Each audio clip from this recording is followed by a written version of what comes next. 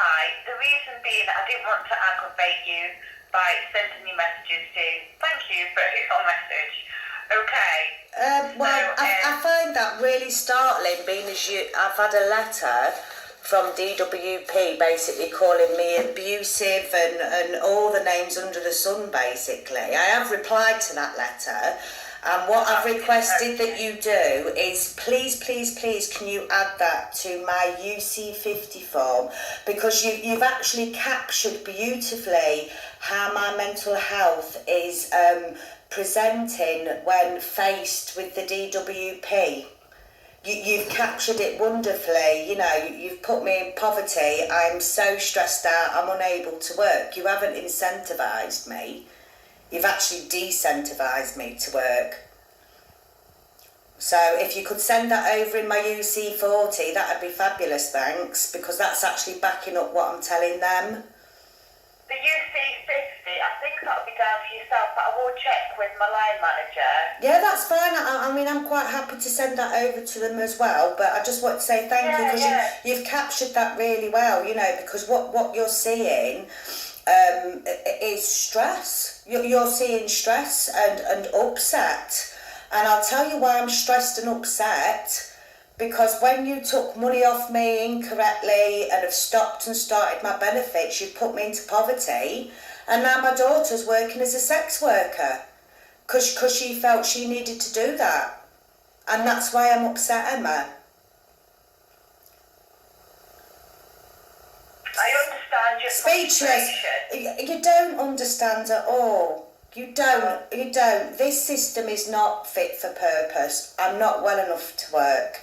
You can't sort out my forms. I'm still on limited money. You keep knocking money off what I get anyway. I'm paying back debts from being in poverty. So, you know, as much as I appreciate you just doing a job, Emma, this is the result of a system that is not working. For yourself. Okay. It's not working for a lot of people, Emma. It's not just me, love. It's not working for a lot of people, especially those who are poorly. And now I'm telling you what happens when you get it wrong. You took £700 off me the week before going into lockdown. And my daughter started working as a sex worker online, and now she's a proper sex worker. I'm absolutely distraught. She doesn't even live with me anymore.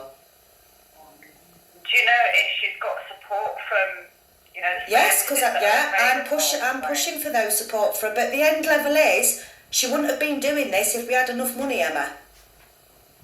And I'm laying that squarely at DWP. You left me for 3 months with no money whatsoever, and then you left me with £700 a month during a lockdown. And my daughter felt she had to do that to support us. I actually didn't take any money off her because I didn't agree with it. I didn't agree with it at all. And now she's far gone. She's got mental health issues. She's now got an eating disorder. She's been hopeless. And she's shacked up with a bloke who lets her go upstairs and take her clothes off for a coke habit. You know, she was at college and working part-time and everything before that. And that's why I'm upset. So I do apologise if you found that offensive, but I found the DWP regime really offensive. Any language like that has to be reported, not just myself, but if you speak to another colleague like that. And I've said, you know what, thank you. Well, I'm really sorry it might upset your colleagues. I'm really sorry, but you know what? If you did your job properly, I wouldn't have been this angry, would I? But you keep getting it wrong. So I've got no sympathy for you. You're getting paid for your upset. I'm not. Am I? You've refrained from using that language today, so I'm thankful. I'm heavily medicated today, so I can deal with this phone call so that I don't get another, what I would call upsetting letter. It's not even signed. And I can't even respond to it on my journal because you even make sticking up for yourself so difficult. I've had to get a friend to print it off and send it recorded delivery. You know. But anyway, let's get on with this work review anyway. What we saying this month then? What's the crack? Well, talking about crap, is your daughter got any sort of... This isn't about my daughter. I'm telling. This isn't about my daughter, is it? Well, this is about me. This is about me and my mental health. I'm telling you the reason why I'm so poorly is because of my daughter. So I'm still poorly. I'm still freaking out like this. This is why I've lost the last couple of jobs, because I can't hold it down at work because my mental health is fragile. And now I have a pancreas that has stopped working. I've got diabetes. I'm not a well woman, and I'm below the poverty line. Still can't pay my bills. You know, I don't get paid to the 11th. Do you know how much I've got in my bank? £2. My fridge is empty. My freezer's nearly empty.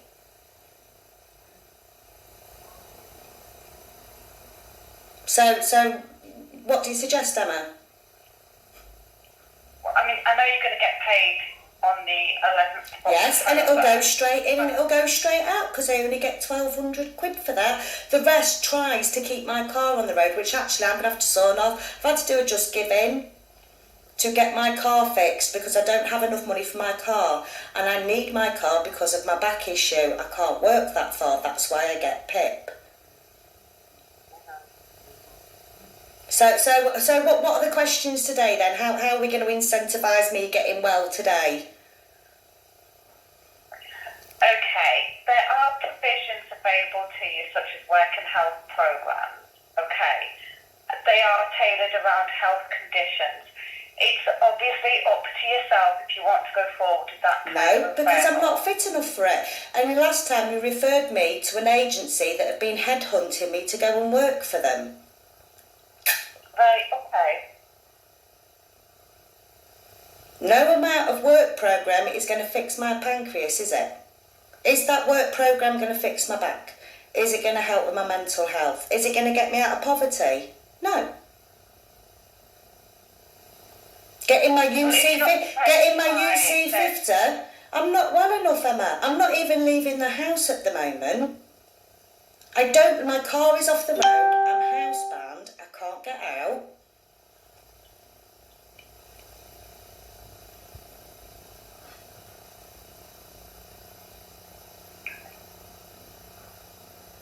Do you have any other family with you to support you? Yes, I have got a carer, but at the minute I can't pay her because you haven't done this UC 50, which would give me the entitlement for a carer, and then I would be able to get a cleaner in and somebody to cook for the children when I'm not well enough.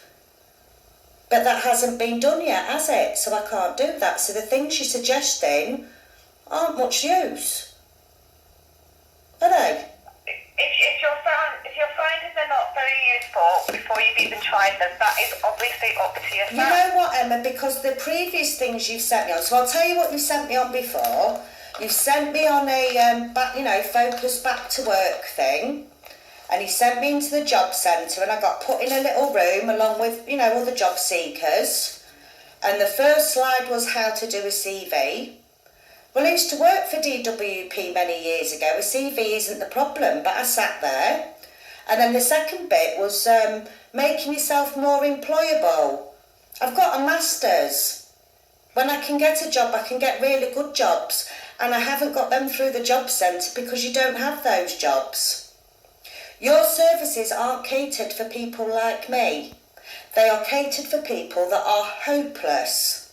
And I'm not hopeless. I'm poorly and not able to work. Have you heard of iPads? No, I don't. You can throw as many as you want in desperation. At the end of the day, I'm not well enough to work. I need that UC 50 form doing and put into the proper work group so I don't have to be put through this once a month with you. You can't enjoy this either, Emma, because you get the same from me every month. Don't you? I am here to support you. The department is here Well, then to get my support you. UC 50 sorted out then, and then that way I can get money for a carer. I can actually get to appointments. No, because I'm not eligible for it because I'm not getting the right benefits, am I, Emma? Okay. It all boils down to that UC 50 that you've had since June.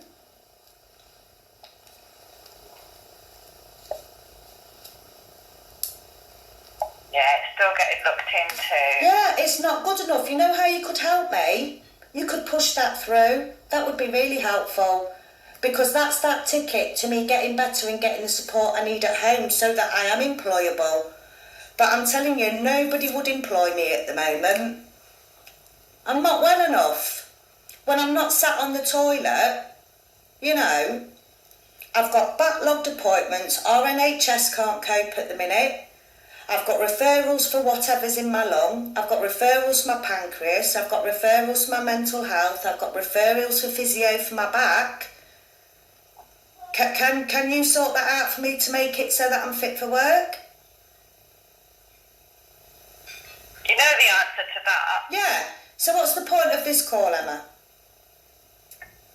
It's part of the process. Yeah, it's a process. It's a process. And when I get annoyed about it, I get horrible letters telling me how disgusting and abusive I am. Well, you know what? That's after 2 years of trying to navigate this system that's meant to support and incentivise for work. And it's not doing either. It's actually put me into poverty, made me more poorly, and now my daughter's a sex worker. How's that working? Clearly it's a decision that your daughter has made. She's getting... Oh, a lifestyle choice. Okay. All right, okay, she's making that lifestyle choice. Do you think if there's been enough money at home, she would have made that choice, Emma?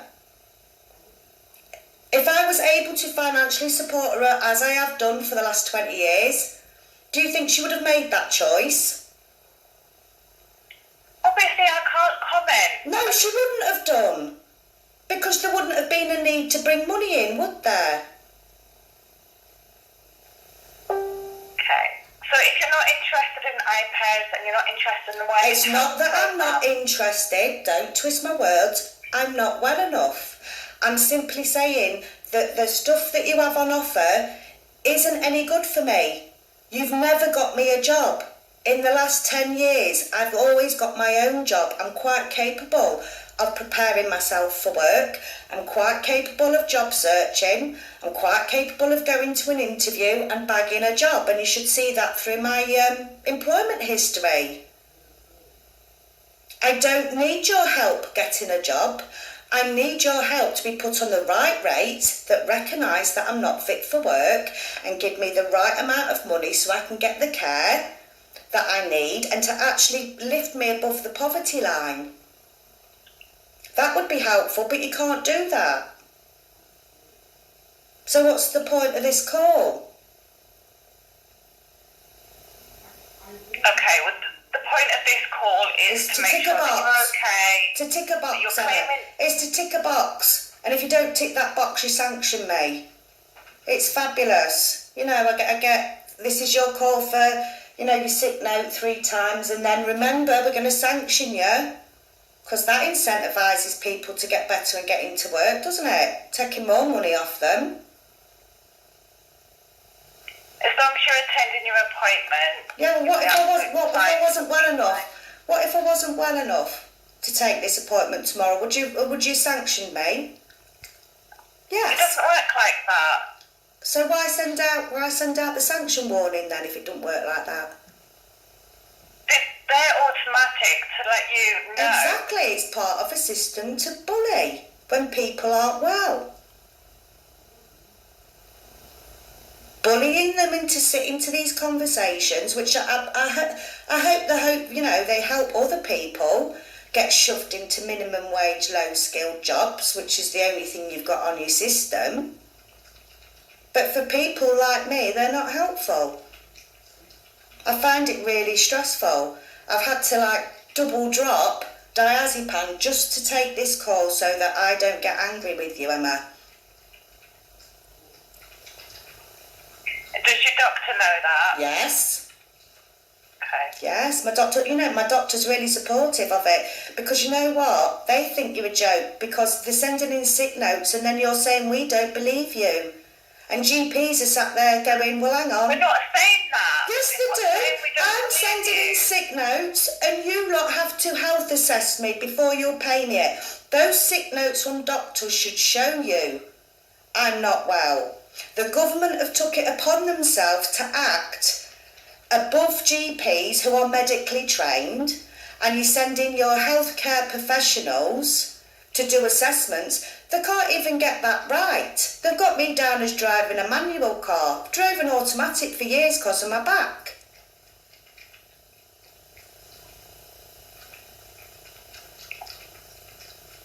So I take it you've informed them then that that was incorrect? Yes, of course I have.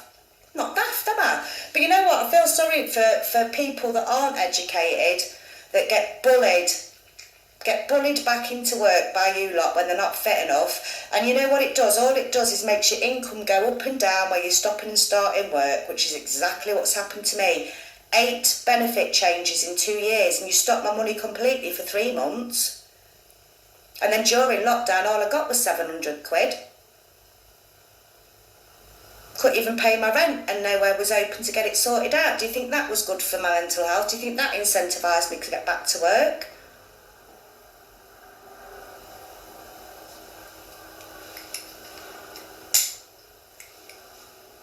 Okay, Kirsty.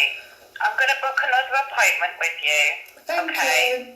Thank you. As long as the box is ticked, Emma, and if you could chase that UC50 up, that would be fabulous, thanks. And if you could write out a letter saying Kirsty was much more approachable today, but she had to be absolutely smacked out of her mind, that would be great, because I can't work like this.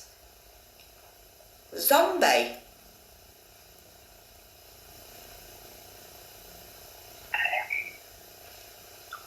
I'll book you for an appointment. Would an afternoon be best for you? Yeah, as I said before, afternoons are better. Yeah. So 2 o'clock, is that okay? Fabulous, that's brilliant, thank you. Yeah. Friday the 19th of November? Perfect. Well, hopefully I won't have to talk to you. My UC50 will be sorted, you know, but I'm not holding my breath. Fingers crossed for you. Could you ping me a journal message with their contact number again so I can chase that up as well, please, Emma? Absolutely. Thank you. You're welcome. So I shall speak to you on Friday the 19th at 2 o'clock. If you cannot attend, if you're having a bad day, you don't want to double up on medication, let me know in your journal beforehand and we'll rearrange it, Well, I'll okay? have to be medicated to deal with you because I can't keep my temper with it, Emma. I'm past that point. And this is why I lost my job. Because you sent the myth-busting team in. And I just sat there in absolute amazement that any organisation lets you lot in to say this doesn't cause rent arrears or poverty, and it's fabulous, because it's not.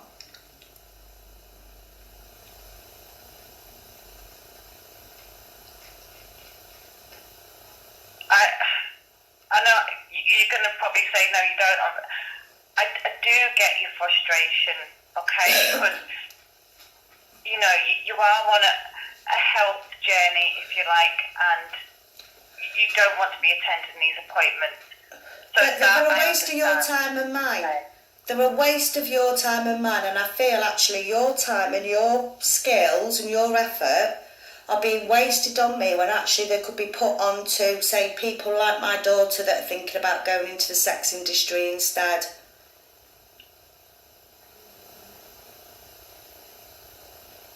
That's very considerate. Okay, Kirsty, I'll let you go. Thank you. I'll speak to you on Friday the 19th at 2 o'clock. Fabulous. Thank you, Emma. All right. Bye, Take care, love. Kirsty. Bye. Bye. And that's the lovely Emma. And she's lovely, bless her. She's really lovely. But last time I spoke to her, I just went absolutely apeshit for all those reasons. And as you can tell, DWP staff can't help me. And that's that.